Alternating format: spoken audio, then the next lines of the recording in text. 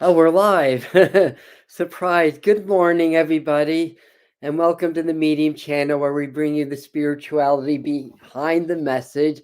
So if you're watching this live or as a video, or in other words, if it's not 11 a.m. Eastern time on Sunday morning, you're watching this as a video. Otherwise, we're all live here. So I welcome you and thank you. And in the Catskills, it's a really beautiful day. It cooled off, the sun's shining, and the humidity has dropped. So everything is looking up, although I honestly, I tend to like these hot, humid days. But welcome, and we're going to dive right in just a moment. Um, and what we do in tarot time is that we tap into collective consciousness through the tarot cards. And I'll do a little bit of we'll take a meditation card. We'll do a little tarot spread for this group. What's going on in the collective, what's going on with us, what's going on in the world around us, and how we can best navigate, because we're in such a big change. Yeah, we're such a changeable time right now, and um, and there's a lot going on behind the scenes, so to speak. And we're in an awakening. This is an awakening process, and a lot of what we're dealing with now is suppression of knowledge and energy, but it's nothing new. And a lot of times people talk about the elite or deep state and stuff like that that's relevant. But if you look back in history, there's always been suppression of knowledge for, what was it, like the burning of the library in Alexandria, for example, um, and in Europe in the I think it started in the 1300s or maybe the 1200s, the 13th century, where the healers were basically like taken away and burned and accused of being heretics and witches. So there's always been this kind of suppression of spiritual knowledge in favor of oppression, because if people are empowered, then they're harder to control. So in today's world, we have technology, we have media, we have all these tools to do that. And those that are in charge, those select few that control everything in the world, money and power specifically, know full well like what's going on. They know about things like astrology and the power of crystals and the power of the mind and intention and all that. But if too many people wake up, then they start to lose their power. So there's what I like to call, or I'm not the only one, a war on consciousness that's going on. And what we need to do is to stay in our own power, stay in the eye of the storm, so to speak, because there is a big hurricane that's blowing through consciousness now, that's going to clear like a lot of the clutter. It's going to clear a lot of crap, but we want to stay in the eye of the storm so we can be effective and we can continue to grow and expand and to be light workers and teachers. So people that are here that are attracted to this work, not just what I do here in the Medium channel, but what other teachers are doing. You're also light workers, you're also teachers and healers, and that's why you're here. So that's kind of how I wanted to open up today. And I just wanted to say hi, to people. Hi, Michael. Hi, Sandra. Hi, Jen. Welcome. I need my glasses, Barwal. Welcome, and thank you. And Chris and Amy and Susan. And if I missed anybody, I apologize. But welcome, everybody. And I peek in my ephemeris for a little bit of astrological stuff, but honestly, I've been so busy this morning that I haven't done that. But I will direct you to Armand Diaz's channel, Integral Astrology. He does a very nice, careful weekly astrological forecast that he puts out usually on Saturdays or Sundays, so it may be out already. So you can check out Armand. And although not on YouTube, but on Facebook, my colleague and good friend Sharita Starr does a lot of work with astrology and numerology as well. And Also, I think actually you're on, right? Elevated intuition, tarot, and spirituality. That's Amy's channel. She'll do more of like her weekly tarot, and her stuff will tend to be more like personalized for you. And what I do tend to be a little bit more general, like what's up in the world and how that's affecting us. So you get a very different style and a lot of expertise from her also. So thank you for joining us, Amy, and everybody else. And if I missed any shout outs, I'll get to you next time. But what I wanted to do is maybe start out by pulling a meditation card. We're in the first quarter of the moon. I believe that that's today. So the moon and the sun are squaring. And then next Sunday, we have an astrological blue moon. And I'll next Sunday's tarot time, I'll dive a little bit more deeply into that or what that means. But basically, it's just when you have two full moons back to back in the same astrological sign. So, like a blue moon is two full moons in the same month, right? So, an astrological blue moon is two full moons in the same astrological sign. So, the last full moon was about 0 to 1 degrees Aquarius. The full moon coming up on Sunday is going to be about 29 degrees Aquarius. So, a lot of Aquarius energy, and I'll talk more about that next time. Um, so, tarot is based on ancient knowledge and wisdom. According to some scholars, there's a connection to the Kabbalah, the tree of life, and all of the cards fit into one of what's called the Sephra, or the spheres in the tree of life, or the paths in the tree of life. So there's 10 Sephra, there's 22 paths, and there's 22 major arcana cards. And each path represents a journey or transitional state of consciousness. And each of the Sephiras represents an aspect of reality. And it's only one of them that represents physical reality. The other 9 represent different levels of consciousness or different dimensions or different energetic frequencies. So basically, yeah, we perceive a really narrow band of energy, just like we perceive a very narrow band of light. But within this physical universe, different different frequencies of energy exist. And the long and the short of it is different parallel universes exist, or different dimensions, or different planes. So there's things happening at different levels of reality that we're not aware of, but yet affects the physical. And for about, I'd say, maybe 3 to 4 years leading up to the pandemic, I would go into these parallel universes. And when I woke up, it was hard for me to relate because it's so different. I couldn't really bring the information back. But what was going on, there was always a challenge. There's always something to move through.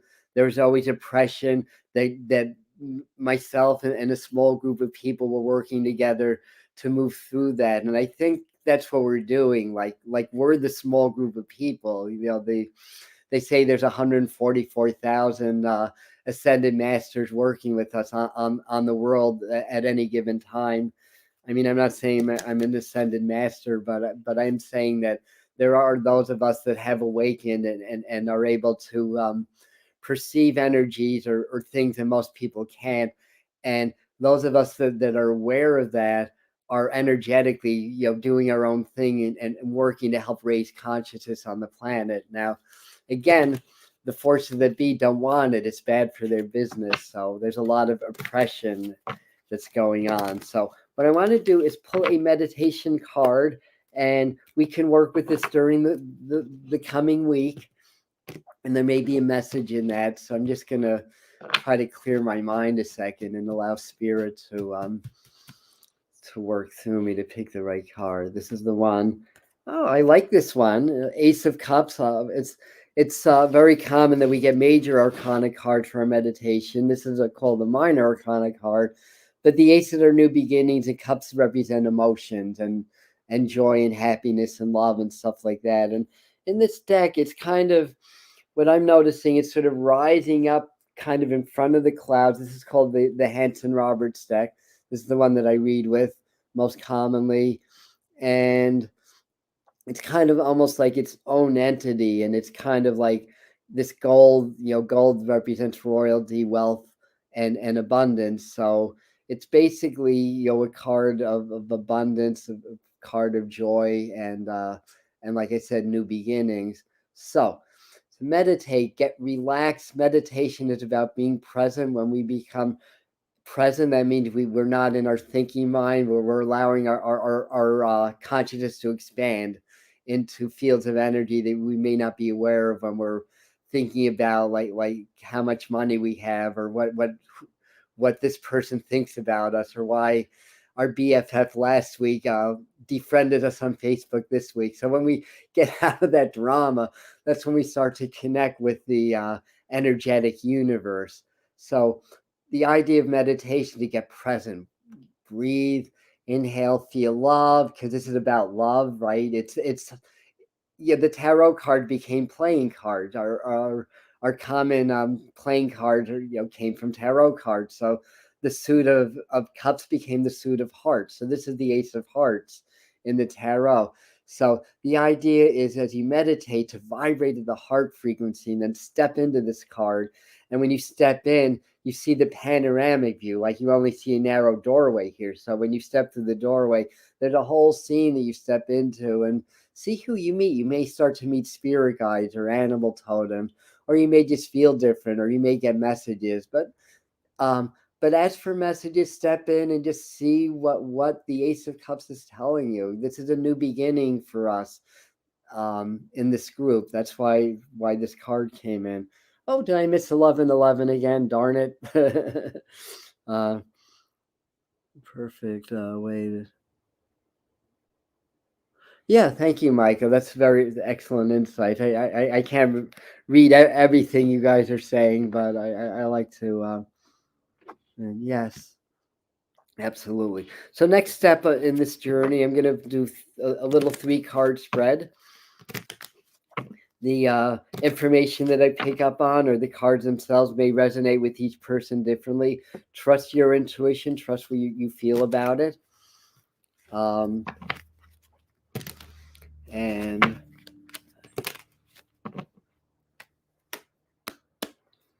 traditionally, although everybody's different and cards speak to everybody differently, but traditionally we cut tarot cards into 3 piles, traditionally with left hand. Left hand connects with the right hemisphere, which tends to be more intuitive. 3 piles represent the 3 pillars on the tree of life, also as well. I'm sure they represent other things, but according to my training, that's how I learned that as well. All right, so I just have to clear my mind. Let spirit guide me to the right card. Number 1, number 2, number 3. And I'm going to bring you a little bit of high tech here on how to display these cards.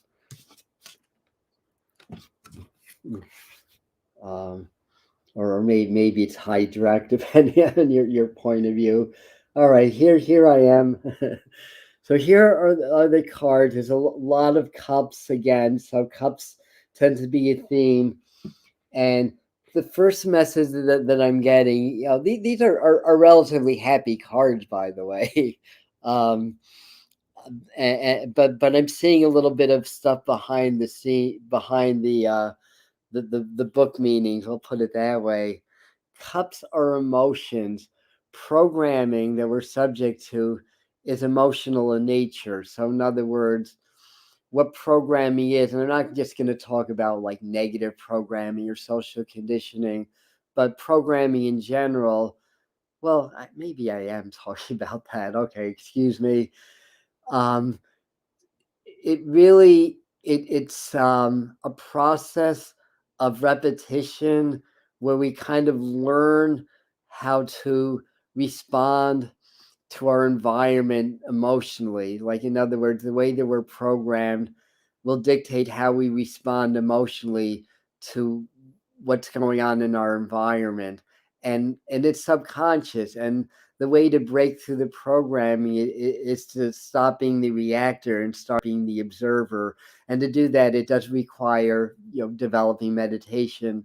So like I may get stuck in traffic and my program road rage may start to come out like, ah, but I could either just stay in that vibration of frustration, or I can step back and observe myself going and then take a deep breath and get back into my flow. So there's an example. So a lot of this energy, like I get the Eight of Cups overturned, and it almost feels like it's just spiritual wave saying we really have to work at this time on clearing some old emotional baggage, whatever that means to you, whether that's personal stuff like relationship stuff from the past, or things we're holding on from childhood, or whatever that is. And really just learn how to be present. That's the key to all spirituality on all levels, is developing the art and ability to be present. And that just basically means instead of thinking, you become aware, starting with the breath and body.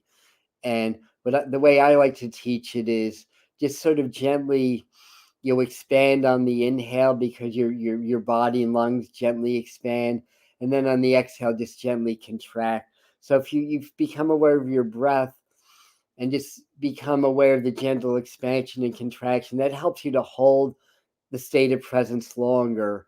And then something will take you out of it sooner or later. You'll go back into your thinking mind, or something will distract you or whatever. Then the next time you think about it, do that again. Now, last month was Breath Awareness Month on the Medium channel. This month, the Medium channel and my other social platforms. This month is what is this month again? It's Self-Healing Month. And one of the things that we do with breath work is when the natural rhythm is expansion on the inhale and contraction on the exhale. But if I want to project energy, I can reverse that. So in other words, when I inhale, I can draw the energy into my heart, or my belly, and kind of contract it in there. Then when I exhale, I can expand, and when I expand, I can send energy out. So that's a good method of self-healing. Like if I have, say, like a thyroid issue, and I want to do a little bit of self-healing on that, I first get relaxed, present, expand on the inhale, contract on the exhale, but then I'll like inhale, bring the energy into my heart, then exhale and gently expand the energy out through my hands and into my throat here. So that's another way of using your breath in healing, or projecting energy, I want to say as well. So breath work is really important. Breath, that's really important.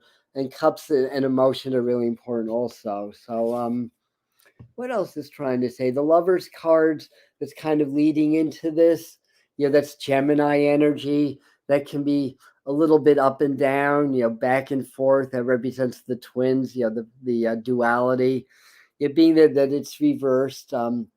It could be telling us that people, what else is new, right? But people may wind up being a little bit short tempered, or a little bit judgmental, especially going into the week. Um, a quarter moon, we're in the first quarter of the moon now. By its very nature, it gets a little bit tense, and it's in the fixed signs in astrology. So the sun's in Leo and the moon's in Scorpio. So that's called a square in astrology, when they're squaring. um, and so they're in the fixed signs. Scorpio and Leo are two of the fixed signs. So that's a little bit of tense energy. It's a little bit emotional, I want to say as well. I feel like this is just kind of reminding us maybe to spend a little bit of time in water, to spend a little bit of time in nature this week, to really kind of maybe tune into that, to the heart center, to that sense of divine love and whatever.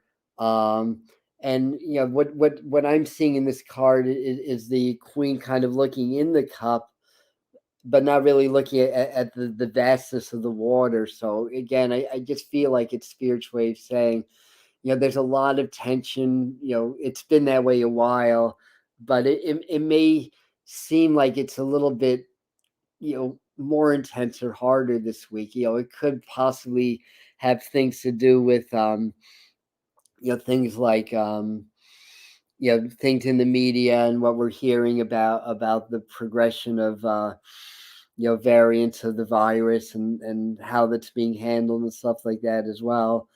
And in a way, it's just kind of like giving me the feeling like the figure's sort of looking at the cup, and they're not really drinking it, and they're not seeing the vastness of the water around them. And I just feel like it's sort of a message for us to, really, be, spend some time alone, really understand yourself and how you're personally responding to things. But at the same time, expand and be aware that we're all connected, through consciousness. There's a divine oneness or source that we're all a part of, that we're all an individual manifestation of a divine whole and oneness. So I feel like they're saying understanding more of you and what kind of makes you tick, or what kind of ticks you off even, and being open enough to understand that a little bit, like why do I react this way, or why do I feel this way when this is happening, or why do I shut down rather than communicate, or whatever it is. I think it's really kind of looking at how we're responding emotionally, and then that's how to start to chip away at the programming. And over time, through meditation and spiritual practice, we don't become victims of our environment anymore, because every time something on the outside affects how we feel on the inside, it affects our health, it affects our well-being, and it affects what we create in the world, because we are creators of our own reality, individually and collectively. And emotions are the battery of change. It's the energy in motion. And when we have an emotion or a feeling, it's energy that affects the hormones and affects how our bodies feel and what hormones we fire. So in order to, create a new reality, like if you've had, no, little money your whole life, and you're working on creating wealth, it's almost like you have to teach your body what it feels like to be wealthy, in order to create that vibration and energy to start to attract that into your life. So I feel like this is really about that. And the Eight of Cups is a really cool card. Like eight is it relates to Saturn. It relates to law, like karmic law, physical law. It relates to things like money, institutions, all of that stuff. And in this card, it's really about leaving established happiness, or leaving elements of the world in order to seek higher and better. And again, it's reverse. I kind of feel like it's almost like, to me, it's like that letting go feeling. And I feel like, as I'm looking at that, I feel like what Spirit is saying is that, sometimes you really have to just understand the disease in order to find the medicine. And it's almost like finding out what it is, that's interfering with your life, or blocking your life, and allowing yourself to not be afraid to look into that, but rather to, to spend some time to actually be like whatever the negativity is, to not shun it away, but to embrace it, with love. It's like, okay, the world is hard, I'm stressed to the max, I can't keep up, or whatever. But instead of being angry and trying to push that away, embrace it with love. And with that, you may get some insights as to why, you're not handling your life in a different way, or handling your day-to-day affairs in a different way, and what leads to that. So it's a lot of that energy. But the cards themselves are, even though it feels a little chaotic to me energetically, like a lot going on in the world, and you don't need a tarot reader or a psychic to tell you that, obviously. It just kind of gives me the feeling like this is the time to really find our inner peace. We may be in a little bit of a lull of what's going to be still a fairly long battle on the world. It's like a battle of consciousness, like I was explaining before. So anyhow, let me go on. So Danielle, number 26. 26. I forgot what the Chaldean numerology for 26 is. I mean, it reduces to an 8. But anyways, so I wanted to do an animal card, and by the way, I do have a membership program now. It's the second month, called the Spirit Mind Family, which you guys are welcome to check out. And yesterday we released a meditation about self-healing, teaching you how to actually go into the realm of spirit or the quantum field.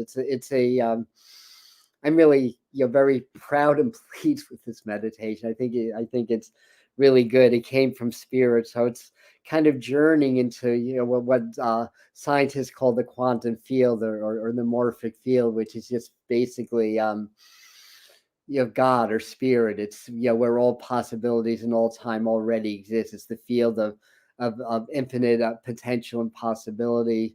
And in this meditation, we guide you into going into that field, and then creating health in the field that created everything, and then bringing that back into your physical life, and bringing health back into your physical life. So that's the meditation we do. I do 2 videos on that. That's exclusive. I don't do it anywhere else. One's a live video. One's an upload. Q&A. There's the Spirit Mind Masterclass, where we dive deeper into spirituality. So long and short, if you're interested in this kind of work and you want to dive deeper into it, check out the Spirit Mind Family. It's patreon.com/, Spirit Mind Family. And to get the meditation and a lot of other cool stuff, it's only $5 a month. And then there's higher tiers beyond that. But your $5 will get you this meditation. I really, again, I'm working with it. I tell people a lot how I heal lifelong severe chronic eczema and other things. I have to be honest that last week I got a bad case of the hives. It's like the first time I was itching for like 2.5 years. I think it came from a bee sting, honestly, and then my body reacted. But I did this meditation, and the itching went away. That was last week, and then I became, wow, this really is powerful, and it really is good. So again, that's on there. Oh, Yvonne, yeah, you got to do that one. Cool. So I just want to write this in the comments. Again, it's commitment free, no pressure, but for people that want to dive deeper into the work I do here, this is where I'm creating my inner core group. So I'll just have that for you. So anyway, animal time. I love the animals. Yeah, we're all connected, and they have a lot to teach us. So I'm seeing a dog, but let me see what I picked up. Well, I got a snow leopard. I'm seeing a dog in my mind. Dogs represent loyalty and trust. I think we got snow. Did we get snow leopard one time? Anyway, that looks like. And the little message here is take some time out of your usual life and spend it in solitude. Yeah, that makes sense. And that's kind of what I was saying with the tarot. It is kind of cool how these synchronicities line up in this reading. So what else can I see about that? I feel like it's saying also to be really proud of who you are. Like you're a warrior, basically. Like we have to be spiritual warriors in order to be able to overcome like the spiritual oppression that's going on, not just now, but for thousands of years. But again, there's more technology, and it's a little bit more subversive now, anyways. Yeah, thank you, Susan. Excellent. Um, and so there's a lot of that feeling of pride, like the leopard's kind of standing up on the rock saying, I am here. And just to know that you're good enough, you are enough. That's a good affirmation, because society and the way we're programmed makes us feel like we're not enough. We have to do more. We have to please other people, or we have to conform or do this. And sometimes just saying over and over again every day, I am enough. I'm good enough. I'm smart enough. I'm beautiful enough. I'm talented enough. I'm worthy enough. So just, that's a good thing to keep saying. And last but certainly not least, our angel message from Doreen Virtue's Messengers from the Angels. Oh, I forgot the box for this. I forgot the name of these cards. I think it's Steve Farber's deck about the animals. But this is Doreen Virtue's Messages from the Angels deck, which I love. Even if Doreen Virtue took a different path in her spirituality, I still love the stuff that she bought us, about the angels and everything. Oh, Athena is always about power, right? The Egyptian god Athena is always about empowerment and being in your power. Very much, again, on that theme of warriorship. And the little message here is it is safe for you to be powerful. You know how to be powerful in a loving way that benefits others as well as yourself. And I think that that's a good message. Like Marianne Williamson says in her channel work, A Course in Miracles, or one of the things she said is it's not being powerless that you fear, it's being powerful beyond measure. And the reason that is with power comes responsibility, both to yourself as well as society. And when you're powerful, you come under a lot more scrutiny. And even to do this medium channel, the channel's still very small. What are we, like 1,600 subscribers? But even to do this, I had to really lose that fear of being powerful. Like as a medium here in Woodstock, I mean, in my local area, people know who I am. Big fish in a small pond. It's very safe to be in this environment, but rather than take the safe route, I've chosen to leave the small pond and go into the ocean and face the sharks, so to speak. And and I've had a lot of negative comments. I've had people just kind of arguing or just bantering back at me, just saying how my whole ideas are wrong, or whatever it is. And it just comes with the territory, and we have to be able to handle that and not own it, and to understand that people are programmed. If you trigger their fear, because it's fear based, it's emotionally based. So if you say anything or do things that go against what they believe and their limited perspective, how they feel safe, their survival instincts kick in, and there's part of them that wants to kill you. Just you got to cut to the chase. Yeah, it's just part of survival instinct. So that's going to happen, because when you say things or do things that go against the grain, you are subject to scrutiny, you're subject to attacks. You have to be okay with that. So just be in your power, be in your center, be present, and know you're never alone. You are connected to God, or the source of all things. You have angels, you have guides, and you have beings of light that are around you and keeping you safe. So that's my message for today. And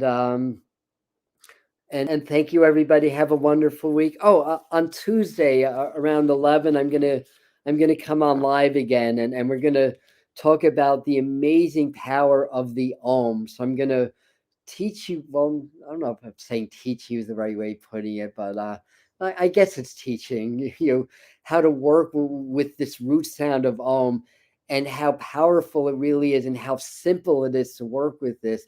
And if you work with the Om, you can clear all disease. You can clear all blocks from your physical and spiritual and energetic bodies, just by working with the root sound of Om.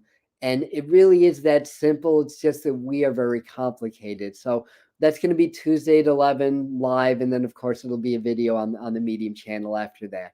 All right. Have a blessed day, everybody. Thanks for joining me. I love you, and see you next time. Namaste and aloha.